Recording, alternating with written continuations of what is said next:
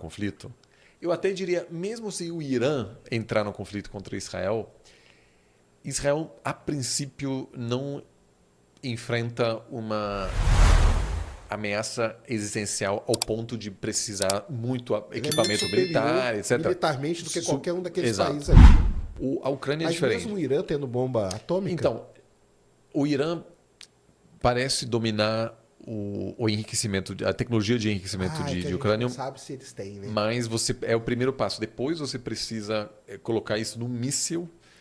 E isso por isso que a Coreia do Norte vem... Faz aqueles testes, né? Teste, Joga, é muito difícil.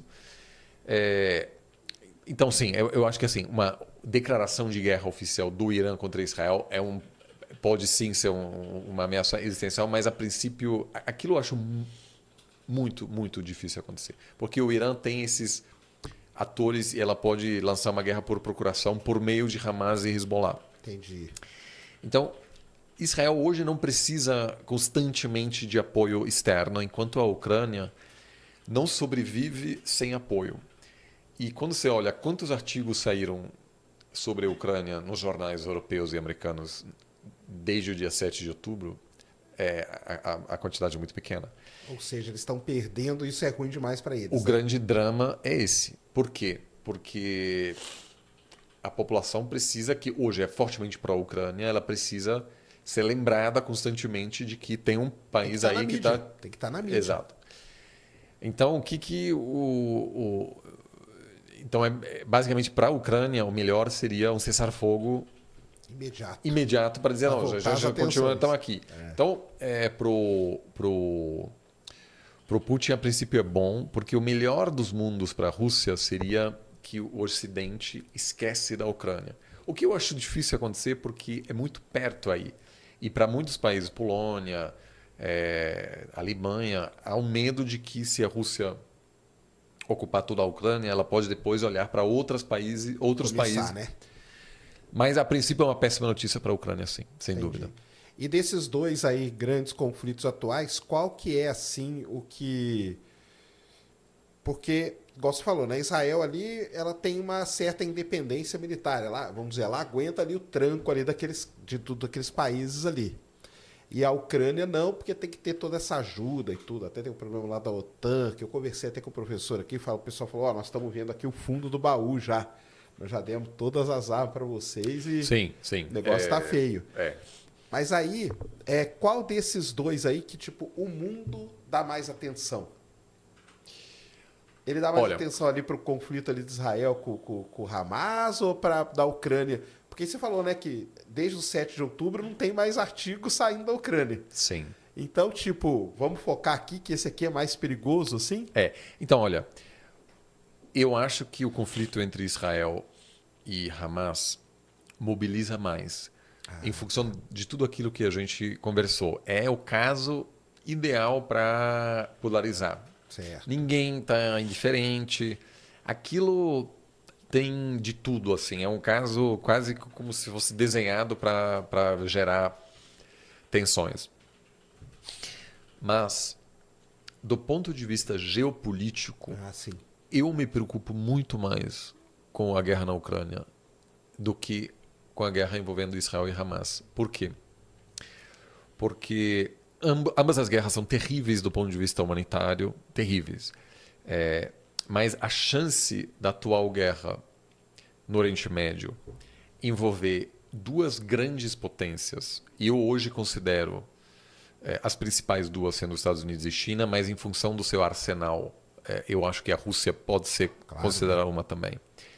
Eu acho que nem a Rússia nem a China, a princípio, podem olhar em algum momento para o Oriente Médio e dizer a gente precisa intervir, o que aumenta o risco de um confronto nuclear entre os Estados Unidos e a Rússia ou os Estados Unidos e a China. Então, por mais trágico seja,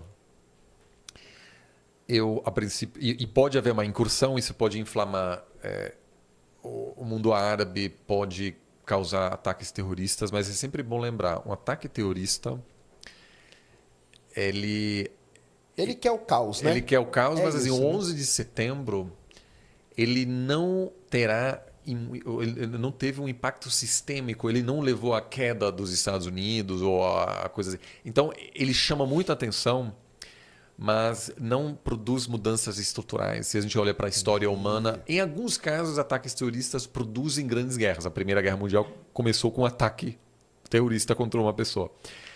Mas a guerra na Ucrânia me preocupa mais porque há um risco real de que, por exemplo, um míssil russo atinge sem querer um país da OTAN, de que em algum momento pode haver uma pressão para que, não sei, a Polônia envia caças para a Ucrânia, a Rússia considera uma provocação e destrói uma base militar na Polônia, coisas assim. Aí você realmente está numa situação de um possível confronto mundial entre grandes potências. Entendi. Isso eu acho que no Oriente Médio ainda não existe hoje. Agora, pode ser que daqui uma semana a gente precisa conversar de novo. Mas eu hoje não consigo... de novo, eu não quero minimizar o que está acontecendo no Oriente Médio, mas se você diz qual seria o caminho mais plausível para um mundial? A uma terceira guerra mundial, eu diria, em primeiro lugar, Ucrânia, em segundo lugar, Taiwan, em terceiro lugar, Israel e Irã. Então, se a gente tiver um confronto aí, aquilo pode ter repercussões, porque daí me parece que os Estados Unidos entraria de uma forma mais pesada e aquilo pode, de alguma forma, causar uma desestabilização que vai além do Oriente Médio. Mas eu confesso que eu perdi noites inteiras em função da guerra na Ucrânia e eu continuo achando muito perigoso. E a gente precisa tomar cuidado de não perder esse conflito de vista. Esse foco aí, né? Porque qualquer empresa hoje precisa, obviamente, eu venho brifando associações aqui no Brasil, empresas que têm grandes investimentos no Israel, etc. Mas eu acho que nenhuma empresa pode deixar de pensar como a minha estratégia, por exemplo, aqui no Brasil, será afetada se houver um confronto maior entre Rússia e Estados Unidos em função da guerra na Ucrânia, ou como uma guerra envolvendo Pequim, Taiwan e os Estados Unidos vai me afetar. E aí o impacto sobre o Brasil será maior porque será um impacto sistêmico global. Certo. Esse conflito aí, Israel-Hamas, o impacto no Brasil é pouco. É de muita briga e eu acho assustadora a forma como as pessoas se estão xingando nas redes sociais. Então, eu acho que a guerra ela contribui para um clima tóxico. É engraçado que o pessoal ficou muito mais assim, né, nessa polarização, igual você está falando, do que no caso da Ucrânia com a Rússia, né? Porque você tem, no conflito envolvendo Israel e Hamas, você tem um aspecto, apesar de não ser inteiramente, assim, é um pouco simplista, mas você tem um aspecto racial. Sim. Você tem um aspecto de um país rico contra um país pobre. Você tem várias questões que, no caso Rússia e Ucrânia, meio que não funcionam tão bem. A Ucrânia luta pela sua sobrevivência, é uma guerra existencial. Para a Ucrânia, é uma guerra anticolonial. Aqui no Brasil ninguém acredita nisso porque a visão, quando a gente pensa em guerra anticolonial, a gente pensa em um país africano, né, lutando contra uma ocupação europeia. Muito distante, na verdade, né? E aí tem outra questão. A causa palestina, ela é muito presente. Se você fez faculdade, por exemplo, sempre teve assim, algum movimento, etc. Então, isso está presente no nosso debate, enquanto a Ucrânia... E tem esse lance também que você falou no comecinho dos judeus estarem espalhados. O Brasil tem uma comunidade também uma comunidade grande. Né? Então, assim, tem isso... E o Brasil possui laços fortes, né, na sua população. Eu lembro que eu uma vez falei com o ex-embaixador brasileiro no Líbano e ele disse que em tempos de campanha o político brasileiro vai para lá porque tem eleitores lá, tem parte... Então, assim, aquilo tem uma conexão importante aí que inflama mais. E a Ucrânia... tem muita gente que não deve nem saber onde fica. Exato. Né? Então, acho que... E é justamente, aliás, isso que a Ucrânia tenta mudar. Porque, como é um país pouco conhecido no Brasil, A Ucrânia é um país muito mais pobre do que a Rússia, e na verdade o PIB per capita da Ucrânia é comparável com países em desenvolvimento, um país pobre mesmo.